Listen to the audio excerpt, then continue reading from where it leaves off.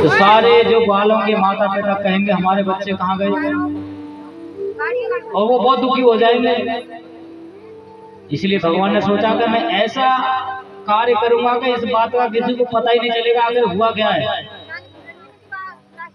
तो भगवान ने क्या किया, तुरंत अपने शरीर से अनेकों विस्तार किए, जो भगवान जिनसे सारी सृष्टियां निकलती है, जो समस्त कारणों के कारण भगवान है, उन्होंने तुरंत अपने शरीर से अपने अनेक विस्तार किए, जिससे भगवान स्वयं ही गाय बन गए, स्वयं ही बछड़े बन गए, स्वयं ही ग्वाले बन गए, और स्वयं जैसे जैसे उनके वस्त्र थे भगवान बन गए। भगवान ही लंगोटी बने, बंसी बने, भगवान वस्त्र बने, भगवान आभूषण बने उनके, भगवान बछड़े बने, सब कुछ भगवान ही भगवान। और फिर वही लीला जो चलती थी प्रत्येक दिन वाली, बिल्कुल भी पता नहीं चल रहा था कि दूसरे व्यक्ति है या भगवान है। भगवान गए अपने वृंदावन, वापस शाम को गए जगह, लेकिन सब जगह भगवान था। इसलिए वृंदावन में सब अपने अपने घरों में बच्चे गए, अपने अपने घरों में बछड़े गए, अपने अपने घरों में गाय गई। वृंदावन की सारी जो गायें माताएं सबने जो क्या देखा, सबके घरों में कृष्ण ही कृष्ण दिखाई दे रहे हैं।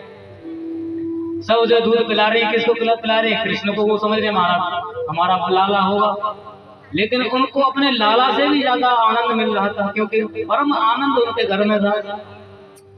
गैया सोच रही हमारा बछड़ा होगा, लेकिन बछड़ा भी कौन है? वो कृष्ण ही है। और गायों को भी बड़ा आनंद आ रहा है। और इस प्रकार से भगवान ने अपनी अंतरंग शक्ति से पूरे ब्रज में उनकी जो इच्छाएं थी, सभी चाहते थे कि वो कृष्ण को देखना चाह रहे थे कि वो उनके पुत्र बने, वो उनके घर में उनके गाय चाहते थे मेरा बछड़ा बन जाए। लेकिन भगवान सबकी इच्छा को पूरा कर दिया, सबके बछड़े, सबके पुत्र, सबके मित्र भगवान बन गए। इसलिए 1 साल तक भगवान सबके घरों में रहे, और 1 साल तक ब्रह्मा जी, क्योंकि ब्रह्मा जी का जो समय होता है एक क्षण का समय था। ब्रह्मा जी ने बस बछड़ों को, ग्वालों को ऐसे उठाया और अपने मुख में रखा, और जब देख रहे थे इतना समय 1 साल बच गया पृथ्वी पर, तो भगवान 1 साल तक ऐसे ये आना जाना करते रहे अकेले। लेकिन ब्रज में किसी को कुछ नहीं पता आखिर चल क्या रहा है।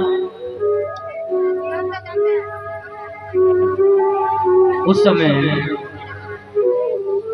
भगवान जब दोबारा से एक दिन उसी लीला को निरंतर जारी रखे हुए थे जो उन्होंने भोजन के समय की थी, फिर से टूटा फूटा